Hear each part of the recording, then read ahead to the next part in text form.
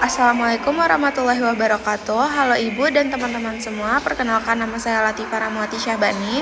Di sini saya selaku moderator kelompok 7 ingin mempresentasikan hasil kerja kelompok saya beserta teman-teman yang lain, yaitu yang bertemakan determinan sosial budaya penyakit tidak menular, yang pengertiannya akan dibacakan oleh Sinta.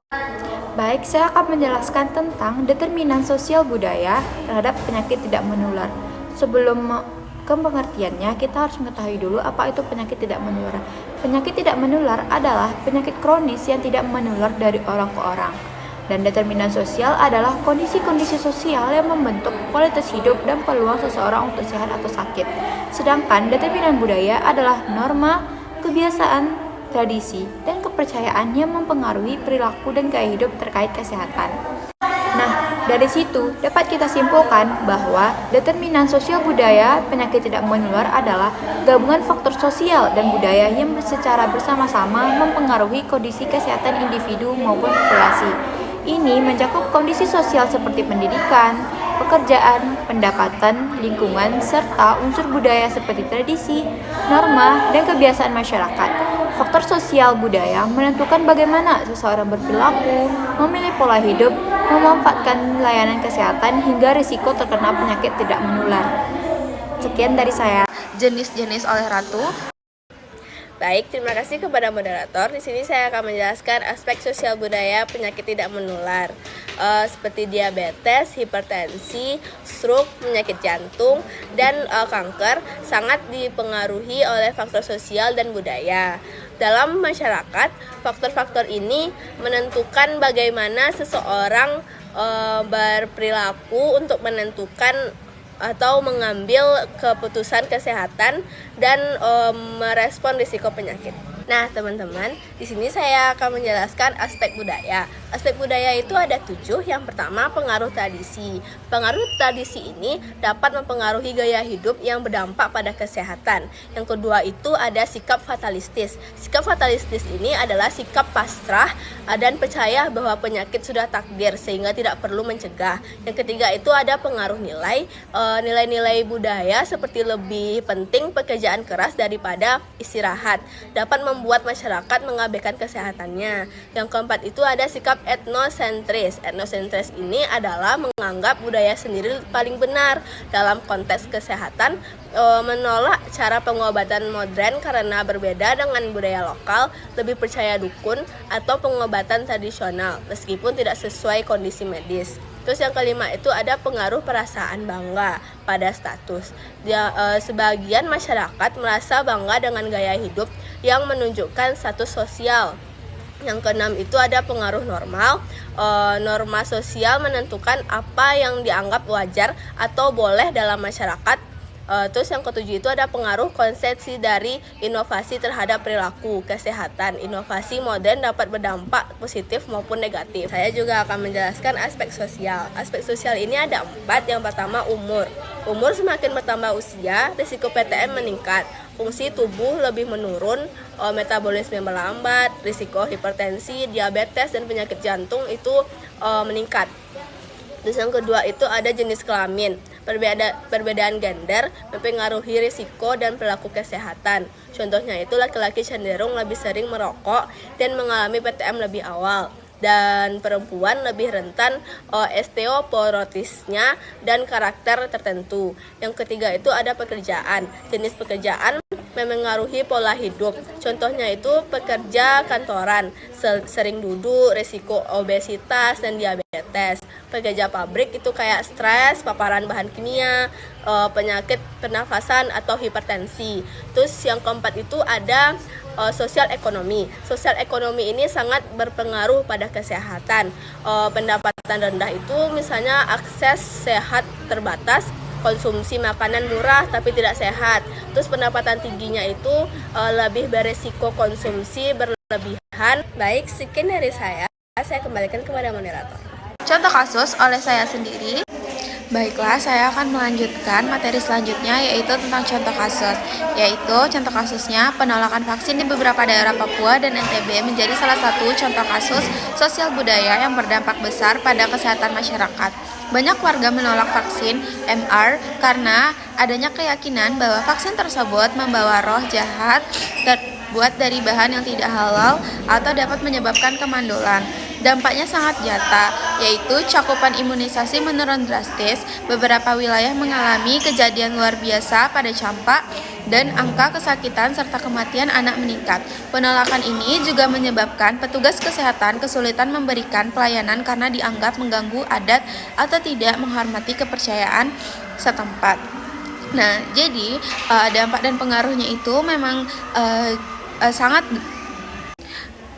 berdampak, yaitu di mana daerah-daerah tertentu itu terjadi peningkatan campak dan angka kematian, dan juga petugas pelayanan masyarakat pada kesehatan mengalami kesulitan untuk memberikan pelayanan terhadap penolakan tersebut. Dan juga pengaruh sosial budayanya lebih lanjut tentang erosi kepercayaan masyarakat tersebut, di mana penolakan ini menunjukkan adanya ketidakpercayaan terhadap program kesehatan yang lebih modern, yang berakar pada keyakinan bahwa vaksin membawa roh jahat atau bahan yang tidak halal. Lalu tantangan integritas budaya yang mengharuskan adanya pendekatan yang lebih sensitif pada budaya tersebut dari pemerintah dan petugas kesehatan agar program kesehatan publik dapat diterima tanpa dianggap merusak dan mengabaikan nilai-nilai lokal. Lalu contoh kasus kedua yaitu sejumlah desa pesisir Sulawesi masih banyak masyarakat yang melakukan buang air besar langsung ke laut, terutama daerah rumah yang berdiri di atas air. Perilaku ini dipandang wajar karena telah dilakukan turun-temurun, bahkan dianggap lebih bersih karena air laut dipercaya dapat menyucikan dan membawa kotoran menjauh. Namun, kebiasaan ini menimbulkan dampak besar terhadap kesehatan lingkungan. Pencemaran air laut oleh tinja menyebabkan tingginya kasus diare, penyakit kulit, dan infeksi cacing, terutama pada anak-anak.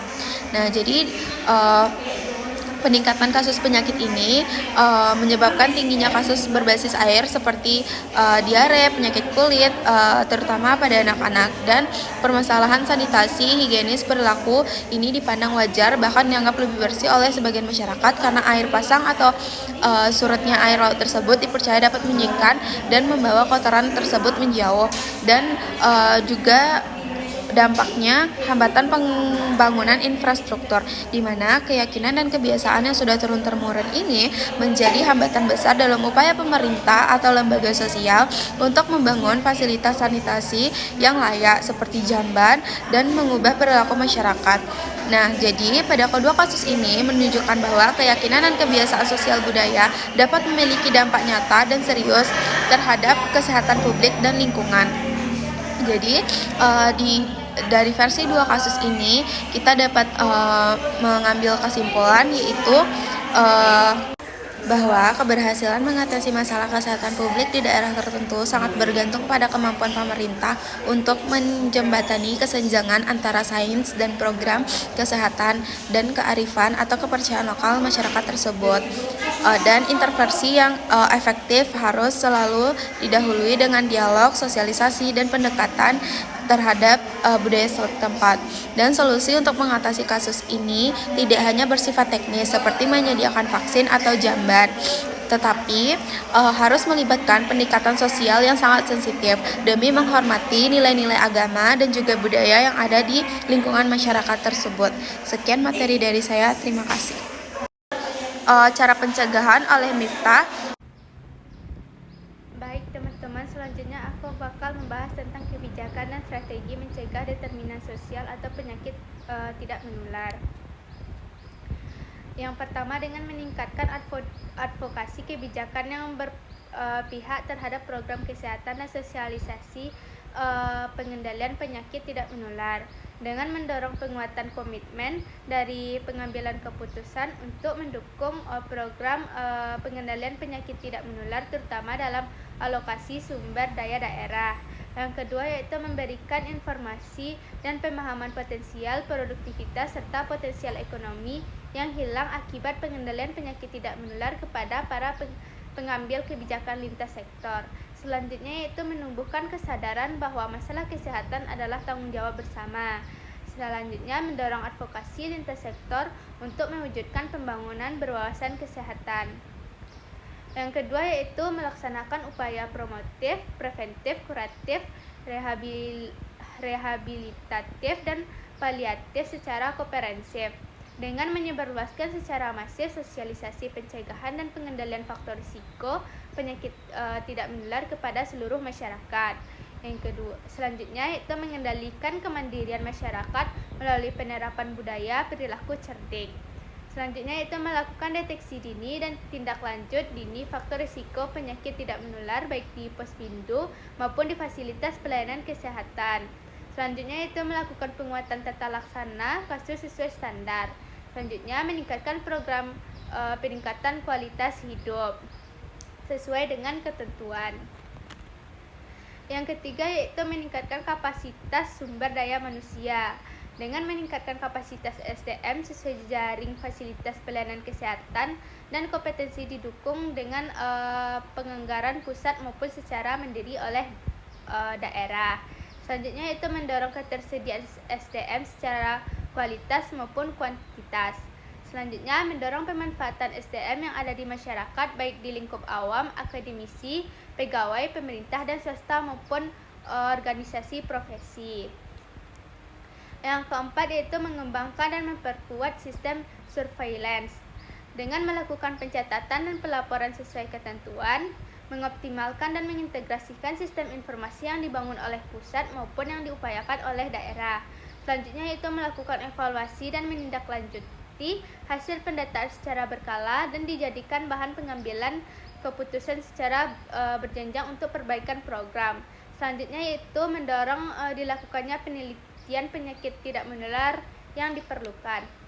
Yang terakhir yaitu yang kelima yaitu penguatan jejaring dan kemitraan melalui pemberdayaan masyarakat dengan melibatkan serta tokoh masyarakat dan kelompok potensial lainnya. Selanjutnya mengintegrasikan kegiatan program dalam pelaksanaan hari-hari besar yang di wilayah masing-masing untuk meningkatkan kepedulian masyarakat terhadap pengendalian penyakit tidak menular terutama pencegahan terhadap. Keempat yaitu berkoordinasi dengan lintas program terkait untuk memastikan ketersediaan sarana prasarana obat dan SDM. Penerapan mutu pelayanan meliputi akreditasi dan tata laksana kasus sesuai standar. Selanjutnya yaitu berkoordinasi dan menguatkan kemitraan dengan pihak swasta lainnya. Sekian materi dari aku, terima kasih. Dan kesimpulan oleh Cipa. Baik semuanya, perkenalkan namaku Syifalia Putri akan membacakan kesimpulan dari materi tersebut. Jadi, determinan sosial budaya memiliki pengaruh besar terhadap terjadinya penyakit tidak menular atau disebut juga dengan PTM. Faktor-faktor seperti umur, jenis kelamin, pekerjaan, dan juga pengaruh tradisi. Dan terakhir yaitu pengaruh norma terbukti berperan penting dalam meningkatkan terjadinya risiko penyakit seperti diabetes, hipertensi, obesitas, PPOK, dan juga kanker.